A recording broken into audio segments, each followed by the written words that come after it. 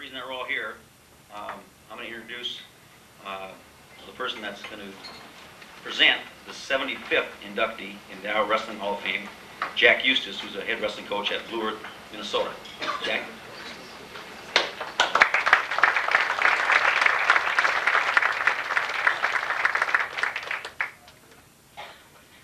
Well, it's my honor to be here tonight. I'm not the head wrestling coach any longer. I'm retired. I stepped back a couple of years ago, but as we were introducing some other people here, we have three former Blue Earth coaches, Mr. Anderson, Mr. Young, Mr. Liebert. I tell you, one of the neatest nights we had in wrestling in Blue Earth a few years ago, we had a 50-year reunion, and we had these guys come back and talk, and I got to reap, I think, a lot of the stuff that they set down for us back in the 50s and early 60s in Blue Earth, and so it's just neat to see them here, neat to see what they have done for wrestling in more than just Iowa. And Merle Sovereign back there is an old Blue Earth person. He helped out a number of years ago. So, good to see all you people. It's really my honor to be here tonight. I want to also lend my congratulations to the Borlaug family. It was neat talking to them. They have some Blue Earth ties too, and they admit to that. And I listened to Chuck over here, and yeah, we did sneak across the border. They didn't stop us tonight. My wife, Mona, is here, right here, and she's a former wrestling cheerleader, coach's wife, wrestling mom, and you can see the only bad thing about wrestling is it gives moms gray hair. She used to be a brunette, way before her. I was going to introduce Rummy's family here, but Rummy's going to do that. He told me I may not do that, so I will not. I almost always listen to Rum, and I'll continue doing that tonight. It really is my honor to be here to introduce Coach Macias. I met him when I was a 7th grader. He officiated my very first B Squad match. And he came down to the locker room. There were about 4 of us on B Squad. He tried to sell us his book. And I had no clue that there were books. Dave's pictures on the inside front cover, and he wanted money for it, and so that was out of the question, so we didn't make a transaction that night.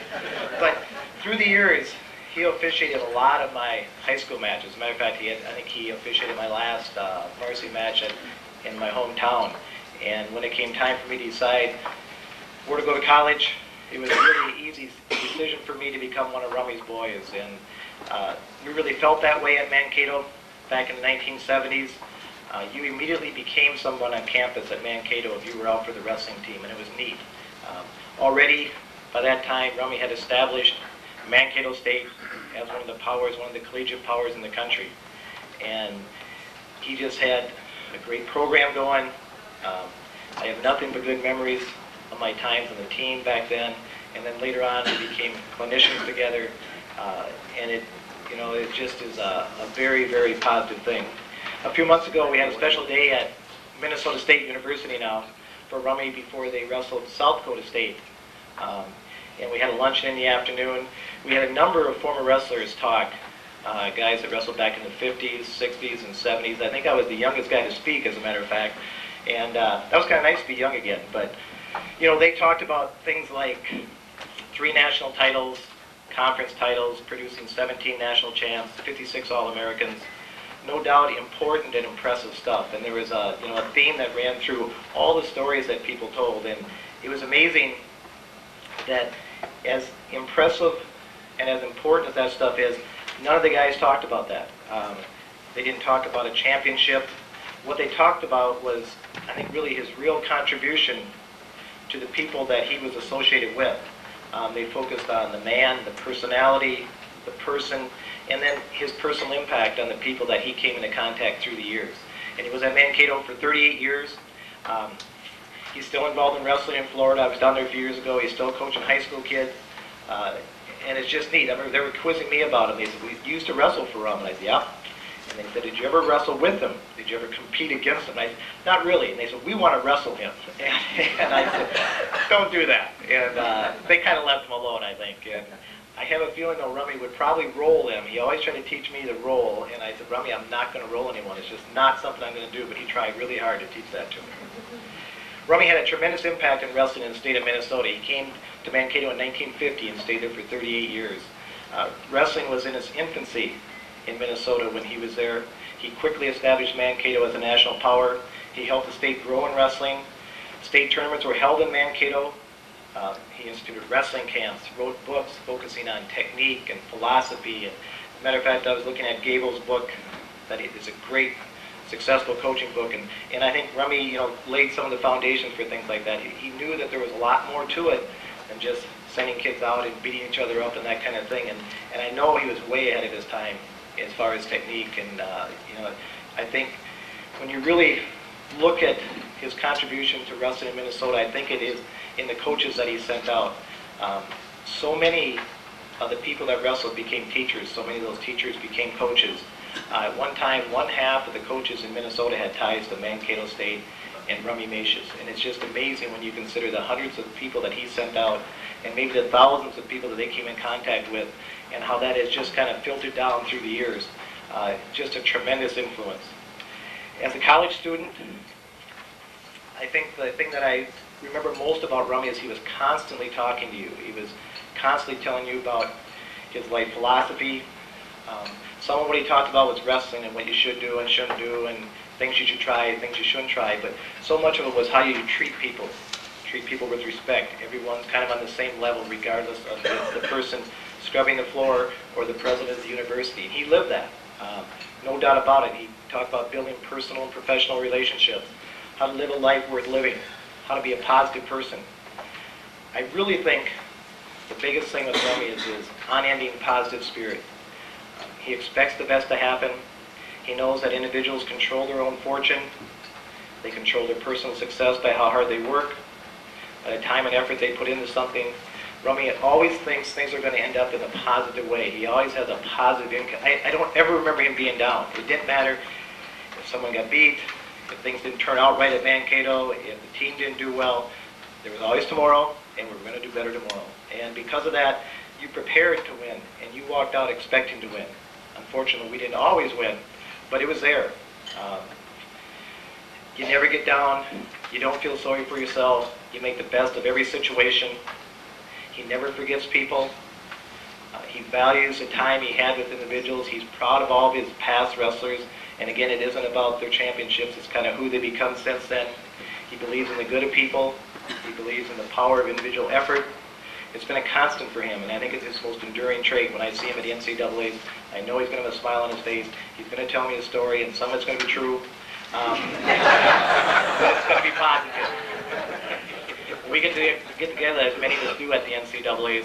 We talk about old war stories and that kind of thing, but mostly we reminisce about our past with Rum and about what a neat memory it was, how great it was, how we all consider ourselves lucky to be at Mankato back then, whether it was in the 50s or 60s or 70s or 80s.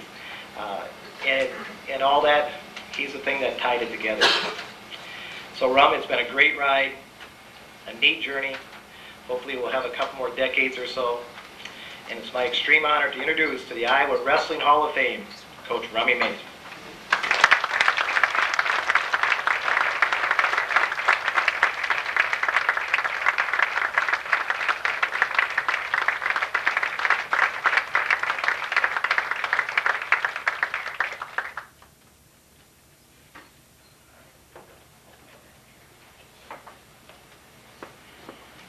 Before saying anything, I'd like to introduce my immediate family.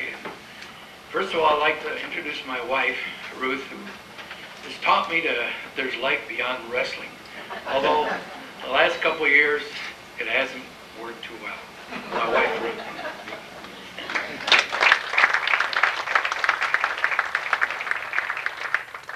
And two of my three children that are here, David, from St. Paul.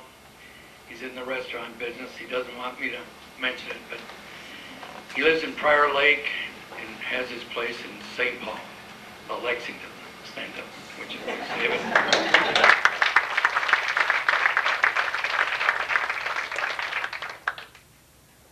And my other son, who, would you believe, is a golfer. Brett has come a long way in golf. He's already a professional at the age of 21. And he's playing in some of the tours already, many tours. This summer he hopes to play in the Bear Tour, and just a couple steps from being on the tour, which is his lifetime dream. Brett, would you say?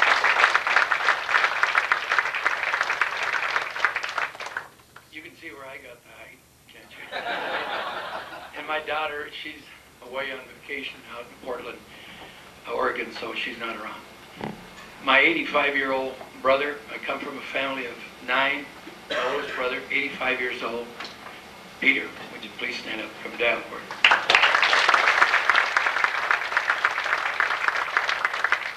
My niece, who drove him up here, Leanne Rates, would you please stand up. My mother and father-in-law, believe it or not, my father-in-law wrestled for Wisconsin, or excuse me, Northwestern. He wrestled one weight higher than me, and I keep telling my wife over and over, she wouldn't have been born if he'd have wrestled one weight lower. My father-in-law, Dean, and my mother-in-law, Maxine, would you please stand up?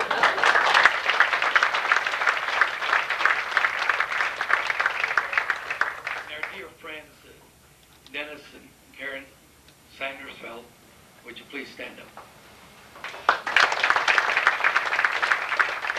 And I consider these two people a member of our family. Bill and Vi Nelson, would you please stand up again?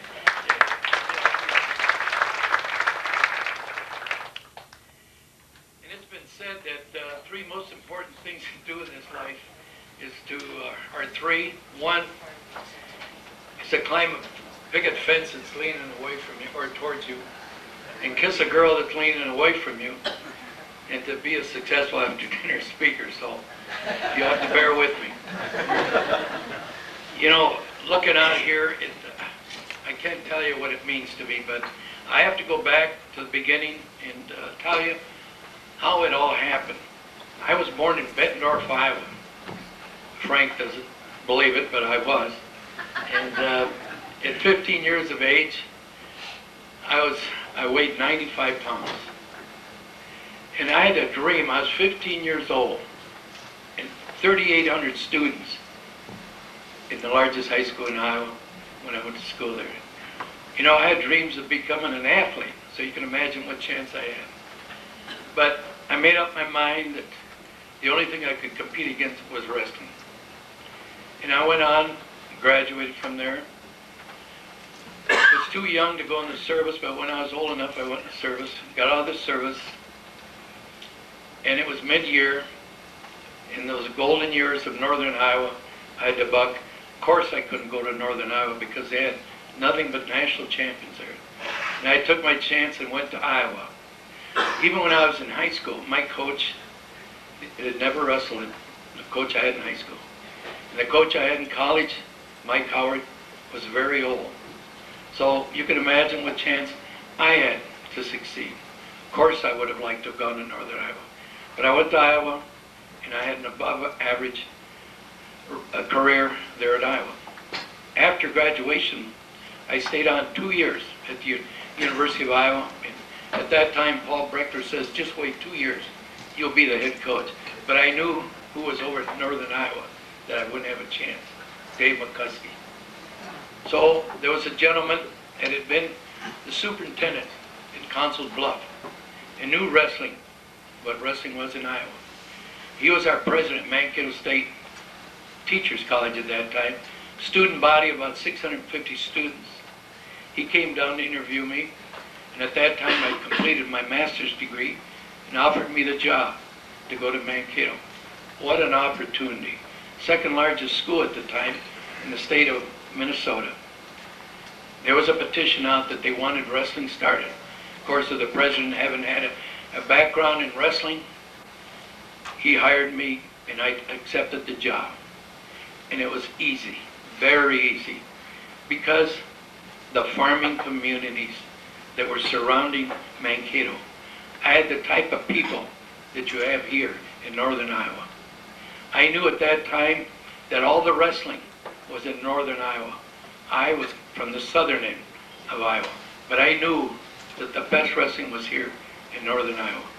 Osage, Fort Dodge, Cresco, name them. All these communities had nothing but champions. And going into Minnesota, and going into southern Minnesota, I was very, very happy, and it was an easy job, because at that time, they only had 30 schools that had wrestling in Minnesota in 1950.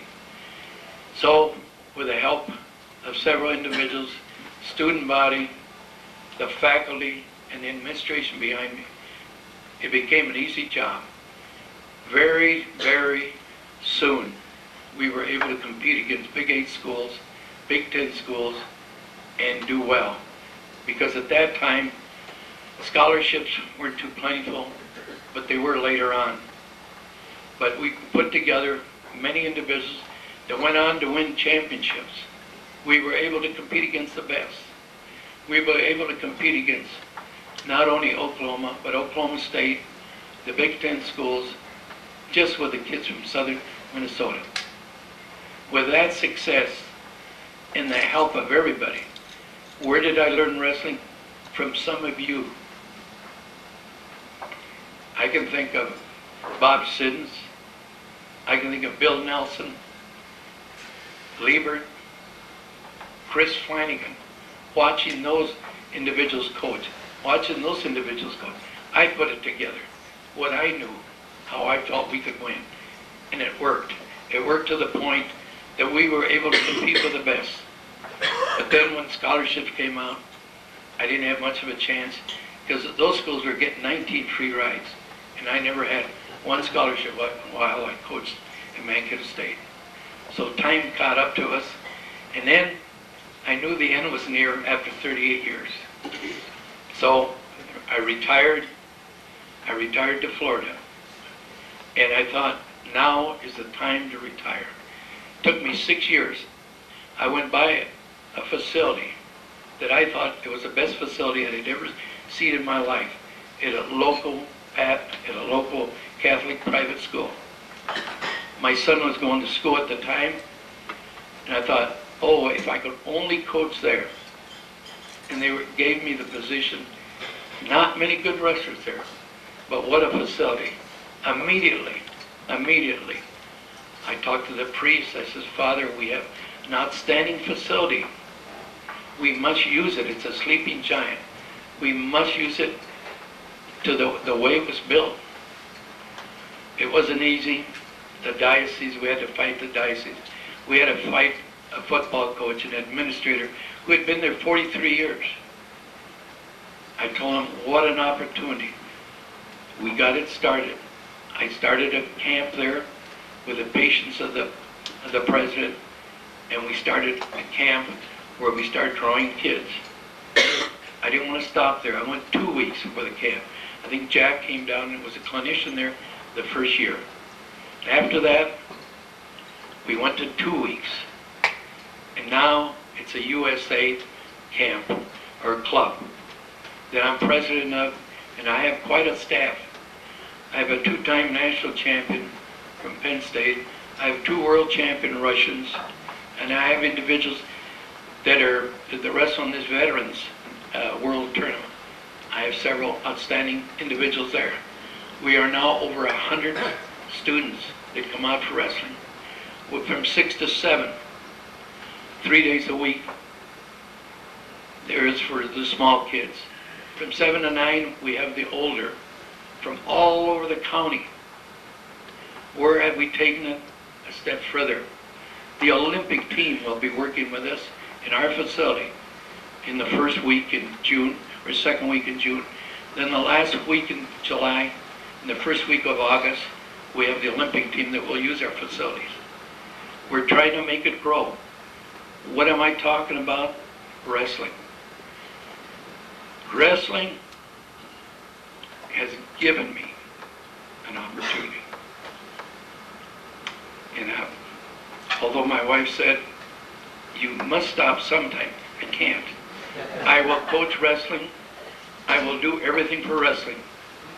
Why? Because I come from Iowa. Using the name Iowa after your name rings so well in Florida, and it rings so well all over the country. It's opened many, many doors for me. Just to mention Iowa, that I wrestled in the state of Iowa. You people don't know how lucky you are to be associated with a sport that it was born in Iowa. And now, to take an advantage, I will not let it die. I am going full blast in Florida. not only as a clinician, but spreading the gospel. I see Dan do it. I want to do it too, because it was my whole life. It gave me the opportunity from what I came from. A small kid, foreign-born parents, and being able to succeed in something I love. And I will continue to coach wrestling. I'll continue to contribute. God has given me a good body. God has given me good health. I will be 82 years old shortly. But I'll tell you one thing, I can do a high crotch.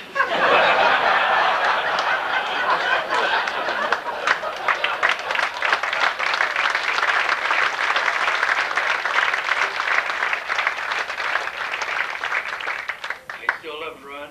I still love to wrestle with kids. And I think that God put me on this earth to coach wrestling.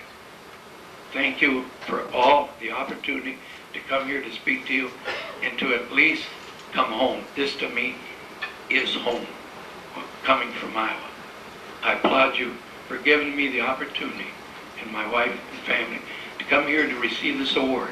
I want to thank everyone that was connected with this award, and I hope to use it to my benefit.